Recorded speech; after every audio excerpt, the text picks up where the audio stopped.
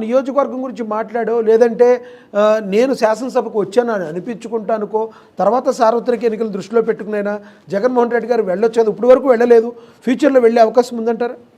Sir, ఒకటి కోర్టులో ఉన్న అంశం. మేము ప్రతిపక్ష నాయకుడు హోదా గురించి కోర్టులో కేసు వేసి ఉన్నాం. హైకోర్టు తీసుకుంటుంది అది, ఎందుకంటే అది కోర్టు పరిధిలో లేదంటది కదా. లేదు సార్, కోర్టు ఆల్రెడీ వీళ్ళకి నోటీస్ కూడా ఇచ్చింది స్పీకర్ గారికి. వీళ్ళు దానికి వివరణ ఇవ్వలే. ఇంకా వివరణ కూడా ఏమిస్తారు సార్ దానికి? కోర్టు దానికి ఒక రూల్ ఉంది. ఇప్పుడు శాసనసభలో ఇప్పుడు మేము కానీ ఒకవేళ అంటే మాకంటే ఎక్కువ సీట్లు వచ్చిన వాళ్ళు ఉండుంటే వాళ్ళకి అపోజిషన్ స్టేటస్ వెళ్తుంది. మాకంటే ఎక్కువ సీట్లు వచ్చిన వాళ్ళు జనసేన వాళ్ళు ఉన్నారు, కానీ జనసేన కూటమిలో ఉంది. సో 3 పార్టీలు కూటమిలో ఉన్నాయి, విడిగా లేరు. ఒకవేళ జనసేన విడిపోయింది అనుకోండి, మాకు అపోజిషన్ స్టేటస్ రాదు, జనసేనకు వస్తుంది. ఎందుకు? ప్రతిపక్ష హోదా స్టేటస్, ఎందుకంటే వాళ్ళకి ఎక్కువ సీట్లు ఉన్నాయి కాబట్టి మాకంటే.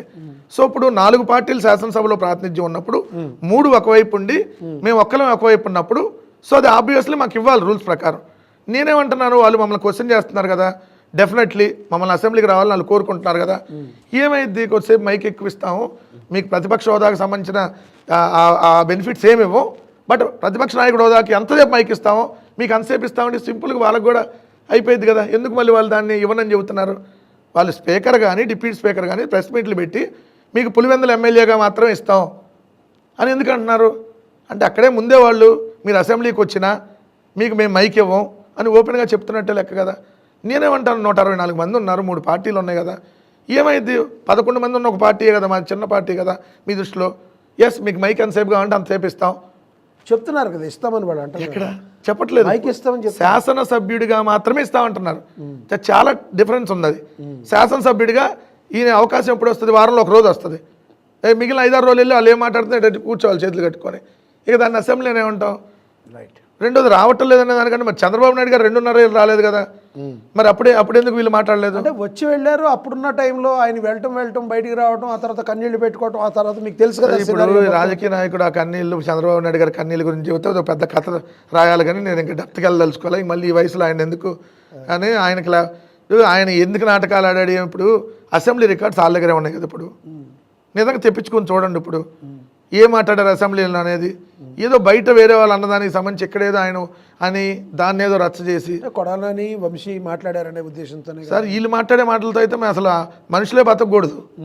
చంద్రబాబు నాయుడు వీళ్ళందరూ మాట్లాడే రోజు సైకో రాళ్ళు తీసుకొని కొట్టండి, ఆ భూతాన్ని తరివేయండి, ఇవన్నీ రోజు మాట్లాడే మాటలతో అరే నువ్వు మగాడివా కాదా ఇవన్నీ మాట్లాడే మాటలు. అచ్చెన్నాయుడు అయితే నువ్వు మగాడివి అయితే అసెంబ్లీలో ఏంది ఇవన్నీ 2014-19 చూసాం. అంతకుముందు మరి మీ మాజీ మంత్రులు కొడాలని కూడా అలాగే 2014 అరే నా డాష్ పాతేస్తామని బాగున్నావు మన దగ్గర నుంచే కదా. మరి వాళ్ళందరూ అన్ని మర్చిపోయి ఈ రోజు ఏదో వాళ్ళు సొంతపోసలాగా మాట్లాడతారు. వాళ్ళు కూడా అన్న మాటలు. నేను ఒకటి అనేది ఏంటంటే, మీరు హుందాతనంగా జరగాలనుకున్నప్పుడు ఎస్ మీరు ఉన్నది ఒకటే ప్రతిపక్ష పార్టీ కదా, మమ్మల్ని క్వశ్చన్ చేయండి, మేము మీకు మైక్ ఇస్తాం, ప్రతిపక్ష నాయకుడికి ఇచ్చే మైక్ ఇస్తాం, రెండంటే అయిపోయింది సింపుల్గా. సంవత్సరం నుంచి ఎందుకు వాళ్ళు ఎవడంటున్నారు అంటే భయపడేవట్లేదని మేము కూడా అనొచ్చు కదా. సో ఇప్పుడు ప్రజలకు కూడా మేము క్లియర్గా ఎక్స్ప్లెయిన్ చేస్తాం. ఫ్యూచర్లో ఆయన ప్రజలకు జవాబుదారీ చెప్పేతనంగా ఆయన ముందు అసలు వాళ్ళు గౌరవిస్తారో ఎవరో శాసనసభకి వెళ్ళే అవకాశం ఉందంటారు? జగన్ గారు వెళ్తారని రీసెంట్గా టాక్. సార్, ప్రతిపక్ష నాయకుడు హోదా ఇస్తే ఎప్పుడు వాళ్ళు ఇస్తే అదే నెక్స్ట్ రోజు అసెంబ్లీ సమావేశం అంటే దానికి వెళ్తాం. ఒక్కరోజు కూడా గ్యాప్ అంటున్నారు కదా, ప్రతిపక్ష హోదాని మేము ఇచ్చేది కాదు, మీకు ప్రజలు ఇవ్వాలి, మీకు ప్రజలే ఇవ్వలేదు అంటున్నారు కదా వాళ్ళు. సార్, అసెంబ్లీలో ఇవ్వడానికి ప్రజలకి సంబంధం ఉండదు. అసెంబ్లీలో స్పీకర్ దగ్గర ఉంటుంది ఇవ్వడానికి. అందుకనే కదా స్పీకర్కి మేము లేఖ రాసింది, కోర్టుకి వెళ్ళింది. అది స్పీకర్ పరిధిలో ఉంటుంది, ప్రజల పరిధిలో ఉండదు. ఎస్, సరే అది వదిలేస్తే ఇప్పుడు 2 తెలుగు రాష్ట్రాల్లో ఒక కామన్ పాయింట్ అయితే ఒక అందరినీ కూడా అదే టాపిక్ నడుస్తుంది ప్రజెంట్. రాజోలు సభలో కోనసీమ గురించి మాట్లాడుతూ జనసేన అధినేత పవన్ కళ్యాణ్ ఎవరైతే ఉన్నారో ఆయన ఒక కామెంట్ చేస్తూ ఇలా తెలంగాణ నాయకులు దిష్టి తగిలింది అన్నట్టుగా మాట్లాడారు. దానికి సంబంధించి కాంగ్రెస్ నాయకులు కానీ ఇక్కడ బాగా రియాక్ట్ అవటం ఎలా చూడాలంటారు? ఈ కామెంట్స్ని, ఈ రియాక్షన్ ఎలా చూడాలంటారు? పొలిటికల్ సినారియోలోనే భాగంగానే మాట్లాడుతున్నారు అనుకోవాలి. అసలు పవన్ కళ్యాణ్ గారు మాట్లాడుతూ ఎలా చూడాలంటారు? మీ పేర్ని నాని గారు కూడా చాలా డిఫరెంట్గా స్పందించారు, ఆ విషయంలో వ్యంగ్యంగా స్పందించారు. ఆయన ఏమని పవన్ కళ్యాణ్ ఒక మాంత్రికుడు చేతబడి చేసేవాళ్ళలాగా మాట్లాడా, లేదంటే ఉప ముఖ్యమంత్రి లాగా మాట్లాడాడని కూడా మాట్లాడారు. ఎలా చూడాలంటారు ఈ కామెంట్స్ని? సరే, పవన్ కళ్యాణ్కి ఈరోజు ఏమన్నా కొత్త ఎలా మాట్లాడటం మీరు చెప్పండి. నేను కొన్ని ఇష్యూస్ చెప్తా, ఆ ఇష్యూస్ ఏమైనాయో మీరే చెప్పండి. ఇదే పవన్ కళ్యాణ్ గారు 30,000 మంది మహిళలు మిస్ అయిపోయారు అని చెప్పి మా మీద ఆరోపణ చేశాడు కదా. ఆయన అధికారంలోకి వచ్చిన తర్వాత మళ్ళీ అదే అసెంబ్లీ సాక్షిగా 30,000 మంది కాదు 34 మంది మిస్ అయ్యారు, వాళ్ళు కూడా ట్రేస్ అయ్యారని చెప్పారు కదా. ఇదే సీజ్ ద షిప్ అని సంవత్సరం అయిపోయింది, షిప్ వెళ్ళిపోయింది, మళ్ళీ వచ్చింది, మళ్ళీ వెళ్ళింది, మళ్ళీ వచ్చింది. బియ్యం అయితే ఎన్నిసార్లు వెళ్ళినాయి ఎన్నిసార్లు వస్తున్నాయో తెలియదు. ఈయన హైదరాబాద్ వచ్చేసాడు. మరి ఆయన అనే మాటలకి ఇంకా అర్థం ఏముంటుంది? ఇప్పుడు అర్థం లేని అదండి అసందర్భ ప్రేలాపన కాకపోతే మీరు వెళ్ళిన పని ఏంటి? కోనసీమలో రైతులను పరామర్శించడానికి వెళ్తే ఆ రైతులకు సంబంధించి ఏం సమస్యలు ఉన్నాయి, సో ఇప్పుడు నష్టపరిహారం ఎంత అయ్యింది, దీని వరకు ఎంత ఇవ్వాలి, ఎంత ఎప్పుడు ఇవ్వగలుగుతాం, ఇది కదా మనం మాట్లాడాల్సింది. కోనసీమ కొబ్బరి తోటలు ఏదైతే నష్టపోతే దానికి తెలంగాణ వాళ్ళ దృష్టికి సంబంధం ఏంది? తెలంగాణ నాయకులు అన్నారు అంటే గతంలో కేసీఆర్ కానీ కేటీఆర్ కానీ వీళ్ళు కోనసీమలో ఒకవైపు పచ్చదనం చూడండి ఎట్లా ఉందో, ఆ పచ్చదనం చూస్తే మనకు అనిపిస్తుంది కదా అని కొన్నిసార్లు మాట్లాడారు వాళ్ళు మాట్లాడిన దానికి ఆయన చమత్కరిస్తూ అట్లా మనం కూడా మాట్లాడారు చెప్పారు. హైదరాబాద్ చూడండి సార్ ఎంత అద్భుతంగా ఉందని మనం కూడా అనుకుంటాం కదా, హైదరాబాద్ దిష్టి తగిలిపోయిద్దా అంటాం వేరు కదా. ఇప్పుడు కోనసీమ బాగుంది, చాలా అందంగా పచ్చదనంగా ఉందని తెలంగాణ వాళ్ళే ఉంది, తమిళనాడు వాళ్ళు కూడా అనొచ్చు. అన్నంత మాత్రం దీన్ని దిష్టి తగిలిద్ది అంటే అట్లా దిష్టి తగిలిద్ది అనేది ఏమన్నా అది అభ్యంతరకరమైన వర్డా? అసలు ఎందుకని అంటున్నాను? ఇప్పుడు మన రాష్ట్రంలో 1,00,000 సమస్యలు ఉన్నాయి, 1,00,000 ఒకటి కాదు.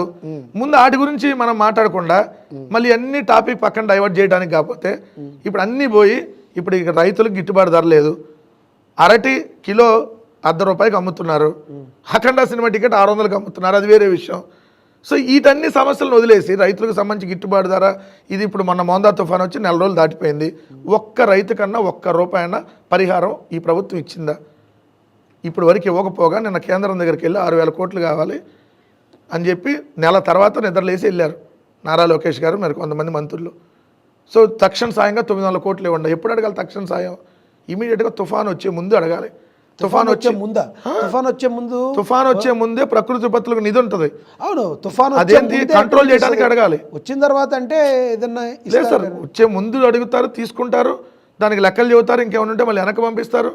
ఇవన్నీ ప్రాసెస్ సార్. వెళ్ళిపోయిన నెల తర్వాత ఇప్పుడు నిద్రలేసి ఇప్పుడు తెలంగాణ వాళ్ళు మళ్ళీ దానికి ఇప్పుడు వీళ్ళు తెలంగాణ వాళ్ళు రియాక్ట్ అయ్యారు. సరే ఇప్పటికన్నా దాని ఇష్యూ ఎందుకు పెద్ద చేయడం పవన్ కళ్యాణ్ గారు? నేను అట్లా అనలేదు, నేను ఆ ఉద్దేశంతో అనలేదు. పెట్టారు పార్టీ నుంచి అయితే నేను మాట్లాడేటికి మీరు సాటిస్ఫాక్షన్ అవ్వాలంటే మాట్లాడే విధానాన్ని బట్టి ఉంటుంది. నేను ఒక మాట మిమ్మల్ని అనేసి నేను అట్లా అనలేదు పోవాయా అంటే కాదు కదా.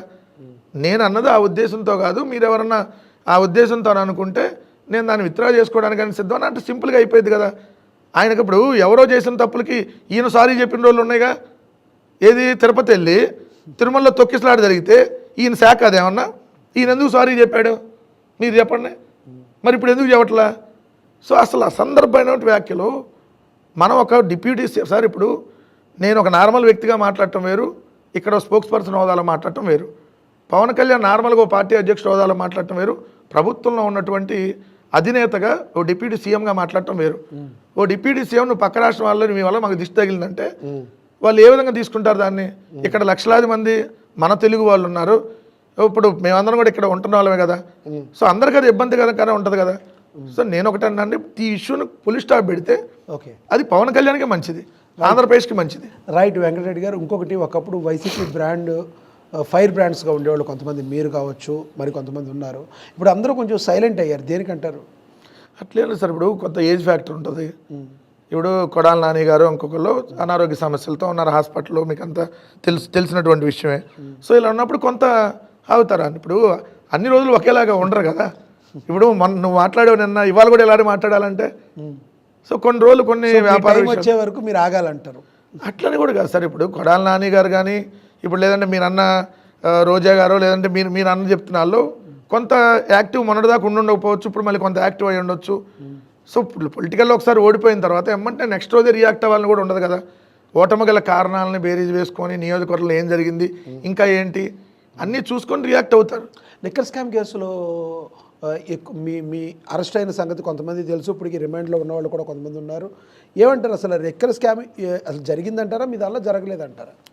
సార్ లిక్కర్ స్కామ్ అనేది వాళ్ళు అంటున్నారు కదా మా దగ్గర జరిగిందని. సింపుల్గా ఒక పని చేద్దాం, 2014 టు ఇప్పుడు 2026 దాకా entire liquor policy, entire liquor sales అది మీ ప్రభుత్వం మా ప్రభుత్వం. వాళ్ళు ఆరోపించేది మీరు డిజిటల్ సంబంధించినవి తీసేశారు, డిజిటలైజ్లో ఎందుకు చేయలేదని ప్రశ్నిస్తున్నారు. కాబట్టే స్కామ్ జరిగించడానికి అవకాశాలు ఎక్కువ ఉన్నాయి. మీరెందుకు డిజిటలైజ్డ్ పెట్టలేదు, ఓన్లీ క్యాష్ ఎందుకు పెట్టారని అడుగుతున్నారు. ఇప్పుడు డిజిటలైజ్ చేస్తే అది స్కామ్ జరిగిందని అని వాళ్ళు అన్నప్పుడు, ఇప్పుడు హెరిటేజ్ ఫ్రెష్కి వెళ్దాం మనం. హెరిటేజ్లో డబ్బులు తీసుకుంటారు, పేటిఎం, ఫోన్పేలు, గూగుల్ పే కూడా తీసుకుంటారు కదా. రెండు వాడతాం వేరు. డబ్బులు తీసుకునే వల్ల మిస్యూజ్ అయిపోయినట్ట. అలా కాదు, రెండు డిజిటల్ మన అన్ని డబ్బులు తీసుకోకుండా మీరు ఓన్లీ డిజిటలైజేషన్ అవ్వలేదు కాబట్టి, అంటే మీరు డిజిటల్ పేమెంట్స్ రూపంలో తీసుకోలేదు కాబట్టి, అన్నీ క్యాష్ రూపంలో తీసుకున్నారు కాబట్టి స్కామ్ జరిగిందంటే, మరి ఎక్కడైనా మనం బంగారు షాప్కి వెళ్దాం, లేదంటే ఎక్కడైనా ఒక షాప్కి వెళ్దాం. షాప్కి వెళ్తే డబ్బులు తీసుకుంటారు, డిజిటల్ పేమెంట్లు తీసుకుంటారు. డిజిటల్ పేమెంట్లో తీసుకుంది ఒక్కటే లెక్కల్లోకి వచ్చింది, డబ్బులు తీసుకునేది మొత్తం స్కామ్ జరిగింది, లేదా ఇదంతా బ్లాక్ మార్కెట్ అంటే అది అసలు మాట్లాడటానికి అసందర్భం. ఎందుకంటే వాళ్ళకి అది అవగాహన లేక మాట్లాడుతున్నాను అనుకోవాలి. రెండోది నేనేమన్నా, అందుకనే సిబిఐ ఎంక్వైరీకి ఇమ్మని మేము అనేసార్లు చెప్తాం. ఎంటర్ మీది మాది మొత్తం ఇద్దాం, అప్పుడు ఎవరు చేశాడో బయటకు వచ్చింది కదా. అట్లా మీరు సిట్తో పని కాదంటారు. సిట్ అంటే ఎవరు sir? Chandrababu Naidu investigation team, CIT SIT, SIT SIT కాదు అది, సిఐటి సిట్. ఏమైంది? 12 అట్టపెట్లు 11 కోట్లు. మీరు కూడా డిబేట్ చేశారు. రాజకేశ్వర రెడ్డి ఇక్కడ ఫామ్ హౌస్లో, ఏది వర్ధమాన్ ఇంజనీరింగ్ కాలేజ్ వాళ్ళ ఫామ్ హౌస్లో 11 కోట్లు 12 అట్టపెట్లు దొరికినాయి అన్నారు. దొరికినాయి కదా, చూపించారు కదా అన్ని. మరి ఆ నోట్లు ఎవరయ్యి? రిజర్వ్ బ్యాంక్ నుంచి ఎప్పుడు వచ్చినాయి? ఏ బ్యాంక్ ద్వారా డ్రా చేశారు? ఇదే రాజకేశ్వర రెడ్డి నా ఈ డబ్బులు కాదు అని కోర్టుకేశాడు. మరి ఇప్పుడు వరకు ఎందుకు ఆ లెక్కలు తేల్చలేదు ఎవరు డబ్బులు? ఏంటంటే రోజుకో కట్టు కదల్లి మసిపూసి మారేడికాయ చేసి ఇక్కడ ఏదో స్కామ్ జరిగింది సార్, ఇప్పుడు ఏం చేయాలి? ఒక దొంగతనం వాళ్ళు ఇక్కడ చేయాలనుకున్నప్పుడు అంతకుముందే దొంగతనం జరిగిందని ఆరోపణలు చేస్తే మొత్తం టాపిక్ డైవర్ట్ అయింది కదా. సో చంద్రబాబు నాయుడు గారి హయాంలో ఆల్రెడీ A3గా ఇప్పుడు కొట్టేయించుకుంటున్నాడు కదా మనవాడ లెక్కర్ స్కామ్లో. చంద్రబాబు నాయుడు గారి ప్రభుత్వంలో చంద్రబాబు నాయుడు గారు A3గా ఉన్నాడు, మద్యం కేసులో బెయిల్ మీద బయట ఉన్నాడు. ఇప్పుడు ఆయన కేసులో ఆయనే కొట్టేయించుకుంటున్నాడు. ఏది వాళ్ళందరినీ చట్ట అవుతుంది. ఇప్పుడు అధికారులు ఇప్పుడు పెట్టింది ఎవరు, కేసు పెట్టేది ఎవరు? డిపార్ట్మెంట్. ఏ department? State government department. So ఆ డిపార్ట్మెంట్లో ఉన్నటువంటి ఆ బెవరేజ్ కార్పొరేషన్ వాసుదేవ్ రెడ్డి గారు కేసు పెట్టాడు. ఇప్పుడు ఆయన్నే ఈ కేసులో ఇరికిచ్చారు. సో ఏం చేశారు? ఇప్పుడు నిన్ను ఈ కేసు నుంచి నీకు బెయిల్ రావాలి, నిన్ను కానీ అరెస్ట్ చేయకూడదంటే నువ్వు దాన్ని విత్డ్రా చేసుకోమని చెప్పారు. అందుకని అది విత్డ్రా చేసుకుంటాడు. సింపుల్. లెక్కర్లో 3.5 ఏళ్ళు టైం ఉంది, ఏది కావాలంటే అది చేసుకోమనండి. దమ్ముంటే ప్రూవ్ చేయమని. వెంకటరెడ్డి గారికి అధికార ప్రతినిధిగా పోలీసు అరెస్టుకు ముందు ఎలా ఉన్నారో ఇప్పుడు అదే విధంగా ఉన్నారా? ఏమన్నా కొంతకాలం ఏమన్నా మీరు కూడా సమయం పాటించే అవకాశం ఉందంట? నేను చెప్పాను కదా, నన్ను అరెస్ట్ చేసి నన్ను 7:30కు పోలీసులు వచ్చారు మంగళవారం మా ఇంటికి. 8:30కు నన్ను తీసుకెళ్లారు. విత్ ఇన్ 24 అవర్స్లో నేను టీవీ డిబేట్లో కూర్చున్నా. మరి సమయం ఆగటమో లేదంటే వెయిటింగో ఉండదు ఇక్కడ.